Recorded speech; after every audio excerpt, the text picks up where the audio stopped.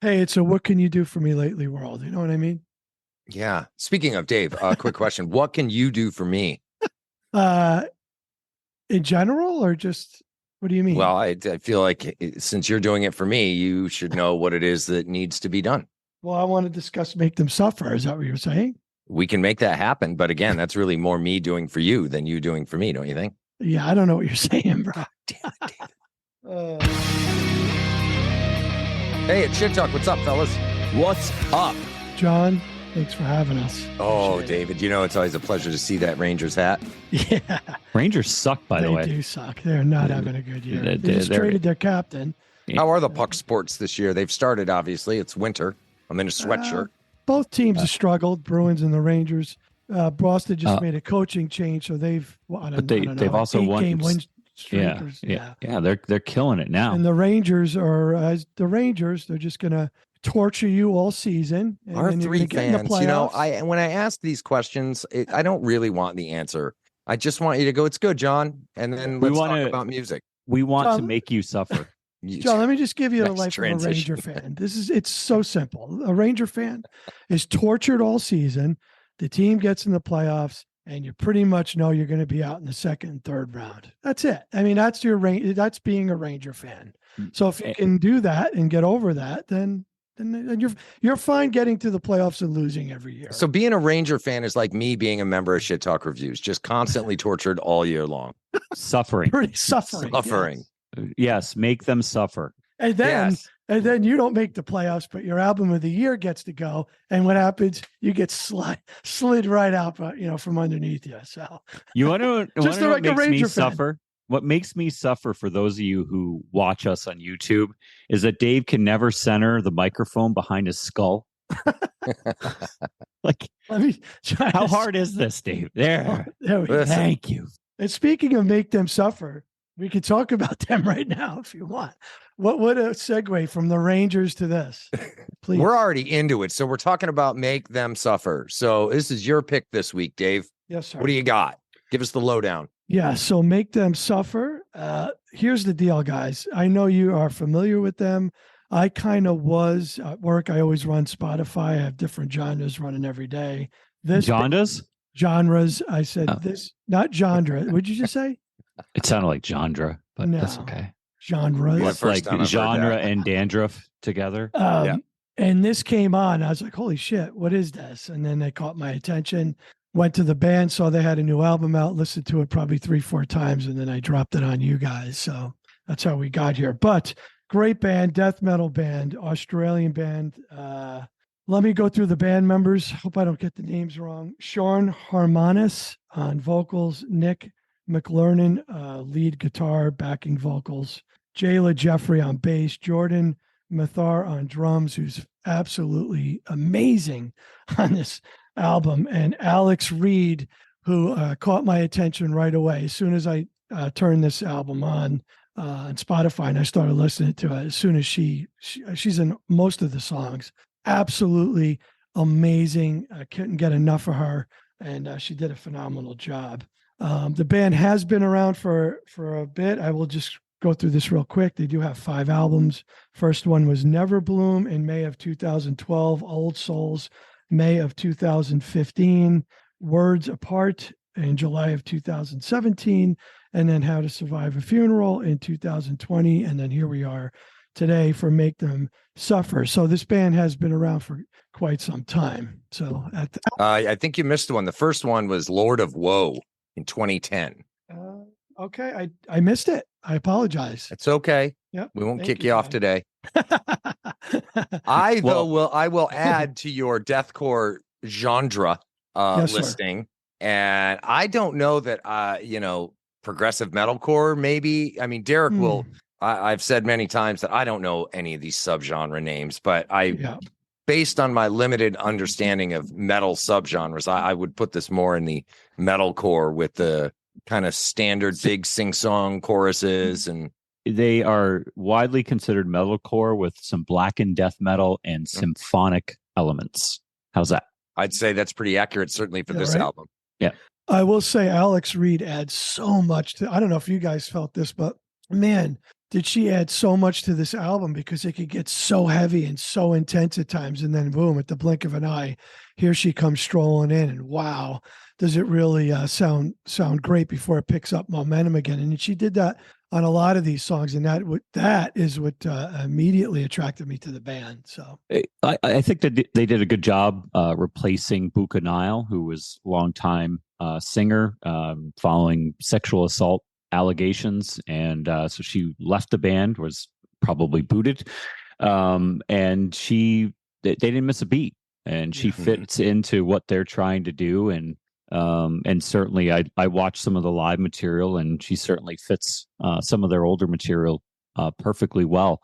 And frankly, Make Them Suffer is in a perfect position right now. They're kind of ahead of the trend of the ladies, really starting to take over metal, and I'm all for it. I'm ready for it. Man, me too. I think it's great, and but they've been, they were on the front end of that, and so good for them, and great to see that they're still churning along, even though there's been an awful lot of band turnover since the beginning of the band. Yeah. And John, Agreed. You knew who these guys were obviously before, right? So yeah, familiar with them. I don't know all of their albums, super well, but yeah, they've been on the radar for quite a while. Yeah. And I think this album, first off, I'm going to say, I think it's a good album. It's got a lot of stuff that I like. It's got djenty, progressive metal riffs in there. The production is fantastic. It was produced by Drew Falk in LA, he's got a pretty wide ranging resume, Yellow Wolf. I think he worked with Lil Wayne, Motionless in White. So he's definitely got some chops, and they show on this record. The production is thick. It's like, feel like you could grab it. There is a lot of data, but it's a very listenable record. A lot of electronica that Alex Reed brings to the table too, which is, whether it's part of the genre, the standard instrumentation in a metalcore band these days or not, which it seems to be. That contribution, I think, plays a big part in the successful production of the record. And so, yeah, I agree. It's a good record. When I think of metalcore, I think of Killswitch Engage, Shadows Fall. And the thing that those two bands do really, really well is their sing-along choruses are sing-along, like big sing-alongs, big epic sing-along songs and melodies. And for me, I found this album to be mostly formulaic. I could tell you when we were going to hear the melodies come in. I could say, oh, there's going to be an interlude here with some, synth, and it's fine. It's good. I think part of that is a curse of listening to a lot of records, over the years. So you kind of know when you hear a certain genre what it's going to be. And I think for me personally, coming off reviewing The Barbarians of California and Blood Incantation, which are two really dynamic records where you don't know what's around the corner on any of the songs, and there is no formulas. To go back to a more formulaic record was not disappointing, but it just was expected. That's a fair point. Yeah, that's a good point. And you knew too, right? You knew early when you heard her on the first songs, and then you heard the second one. Like Derek just said, you kind of knew it was coming on most of them. Really didn't throw you much of a curveball. But again, I liked it. I mean, I love the female vocals on stuff like this. I really do, and especially somebody as good as her. So I liked it. Yeah, I think she does a great job on it too, and I don't disagree that her presence as a female, a higher register singer, it does make it a little more accessible to somebody who doesn't love, an all-out assault from front to back. Yeah. But yeah, I agree with Derek's take. I think the album's fairly formulaic. Kind of what you're going to get, with a few exceptions on here, and we'll get to those as we track by track it. But yeah, a good record. The performances are well done. The tones are great. It's a listenable mix. So there's a lot that I like about it, except that it was a little expected. I would agree. I think we all agree. Yeah. I felt like I knew what was coming with most of the tracks. Right. And that's a bit of a bummer because, Never Bloom is a great album. And again, not to say that there isn't some formula on those too, but it was pretty present on this one. Right. All right. Well, what do you want to do? You want to go over some songs here, top songs, or you want to go through track by track? For me, it was believe it or not, it was the Warning, the intro.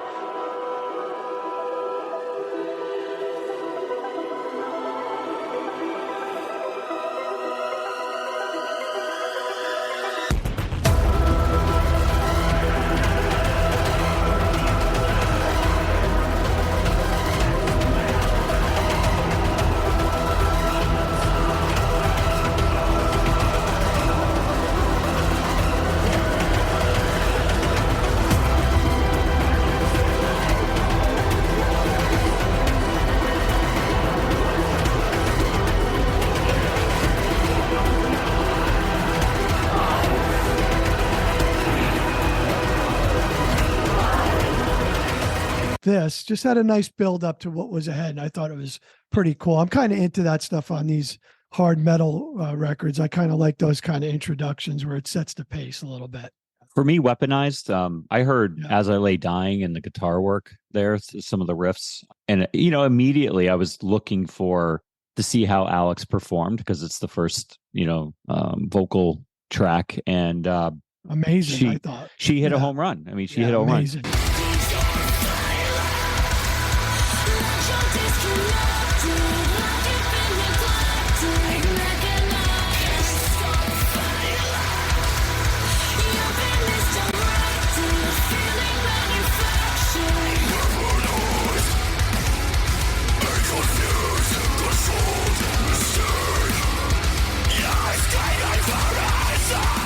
The problem was as I got deeper into the record, I'm like, God, a lot of these songs sound the same to me. Mm-hmm. And that was where I started losing interest. Doom Switch, I like the spooky Halloweeny intro. There was also a really good Wednesday Addams type interlude in the middle of that song that I thought that song really stood out. I like the video associated with it as well. I thought the drums on that song, I thought the drums were incredible.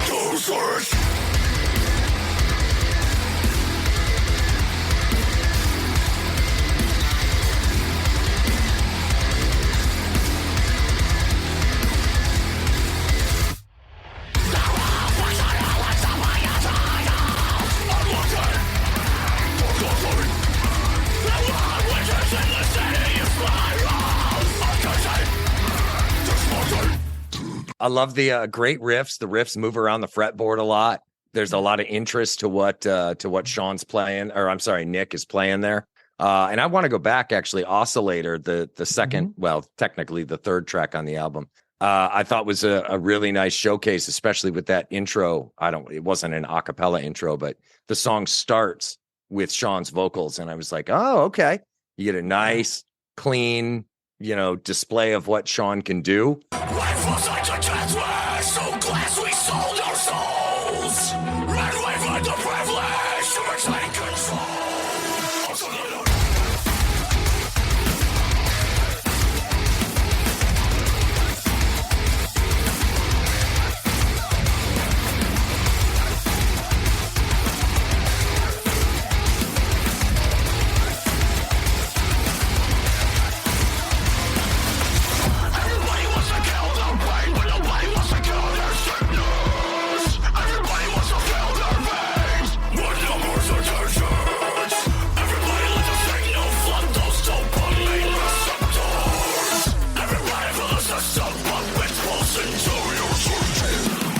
And then, of course, Alex pops in a little later in the song.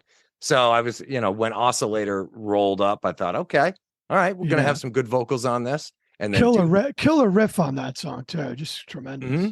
Yeah. But yeah, then right into Doom Switch, which I enjoyed. Some cool guitar trickery in there too. I wouldn't call it trickery, but some good decisions as far as how the parts were written, duplicating the guitar riff from the chorus to the immediate post-chorus, but dropping it down an octave, just a board to the face kind of thing. So I thought that was great.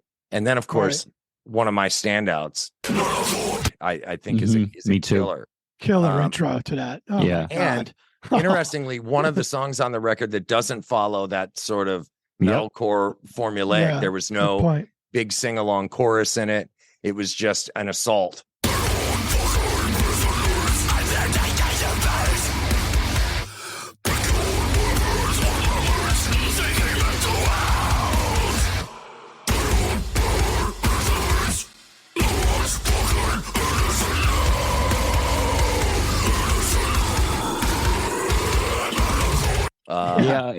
There was some industrial elements in there that I heard, and that was my standout track because it broke the formula. It had industrial. It was just a different track from the rest of the record, and it was by far my standout.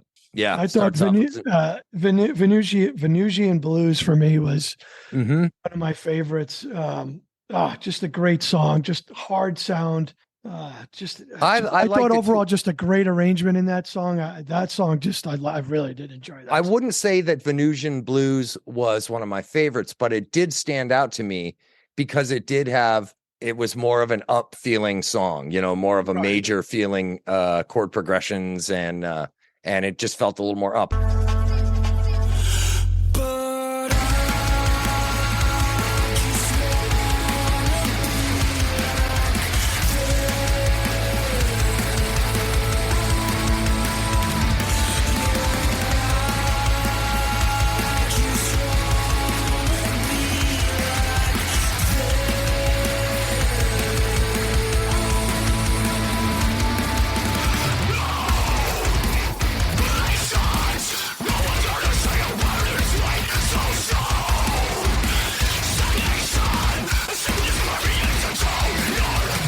I love what Sean did with the vocals there. Like going into each chorus, he'd sing one note a half step down, and it's almost like let's go have a picnic kind of feel. The way he did that. So that one stood out. I guess it is a standout in that respect. So I enjoyed that too. Yeah. How about Ghost of Me? Did anybody say Ghost of Me? I thought that was a good song. That's another of my standouts too. Heavy. It was pretty heavy. Good song. I enjoyed. Yeah, sing along. Big hooky. Yeah, sing song melodical, if you will, David.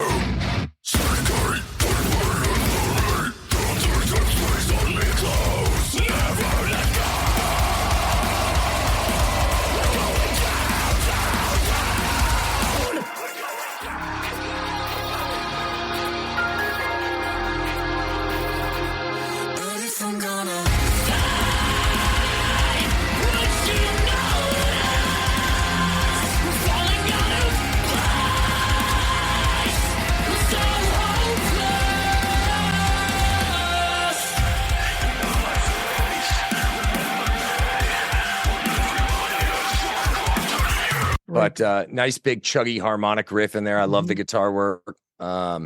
You're not in agreement. Eric's doesn't agree. I said like no. By the second half of the record, it couldn't keep my attention. So that's fair. Yeah.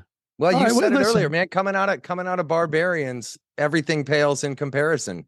After the Blood Barbarians, Incarnation. California. How do you come after that? Blood Incantation. Yeah, it's tough to follow. Yeah. Okay. Well, I also, there's been some records that I've been listening to lately that I've found that we haven't talked about, and they've taken my attention. So, beauty is in the eye of the beholder, right? Mm-hmm. Give it a score too, Derek. While you're going, go right into it. I'll give it a 7.5. For me, it's a solid C. Yeah. I will keep it into my iTunes, and if it comes on, I won't turn it off for sure. Excellent. Okay. Yeah, I gave it an 8. I thought again the performances are really well done. The captures are fantastic. The production is good. The mix is good. They're all good at what they do. The songs aren't bad songs. They're just kind of formulaic, and nothing jumped out at me as like, holy shit, what are these guys doing? I'd love to see them try to break their own mold. I'm just gonna say it, like, not that I have any, weight behind my words, but just music theory, like go back to the drawing board and break, just smash your mold. kind of like go listen to Blood Incantation. If I was telling the band, like, go listen to that, there was no plan. It just was what it was. And maybe they took pieces, but I'd love to see this band and a lot of these bands that are formulaic, just break your mold. Try to be a little bit different from where you are and from some of the other bands that are in the, out there in the world. Where do you stand on it, Dave? Yeah, listen, this was, this wasn't one of those where I was going to throw at you guys and expect a wow factor, but I definitely thought it was worth a listen to and a review. And I'm with Derek. I'm a 7.5. It was a solid 7.5. I couldn't go any higher. It was, it was good. It just wasn't great, but it's a good album. I mean, it's a 7.5. And it's not shabby. And Dave, you wound up with a fanboy crush on Alex Reed as a result. I love Alex Reed. Phenomenal job, Alex, on this. Phenomenal. What else can I say? Nothing. That's it. There's no more. That's it. All right. So, we do have our album of the year. That's going to be coming up here pretty soon. We hope to have that out in the next couple of weeks. So, John, tell the fans what's going to be different from this year to last, as far as what we're going to bring to the table. Last year we each brought 10 albums to the table, and we dedicated one podcast to each of us. And frankly, nobody wants to see that much of us. Right. There's just no reason anybody wants to look at these faces for any longer than they have to. So that face, yeah. So we've decided we're going to knock it down to 5 songs, or 5 albums rather, and we're going to put it all into one episode that may be 3.5 hours long. But we're just going to we'll each bring 5 albums and we'll slam it into one. So that's the difference. That's going to be good. I like that format. Yeah. If we're going to do a 3.5 hour podcast, can you let me know so I can get a diaper? Yes. Thank you. Plan on it. Great. Awesome. Well, thanks, John. Thanks for having us. You betcha. Always good to see your face. And take it easy, and we'll see you guys on the next one. Yes, Cheers. Sir. Cheers.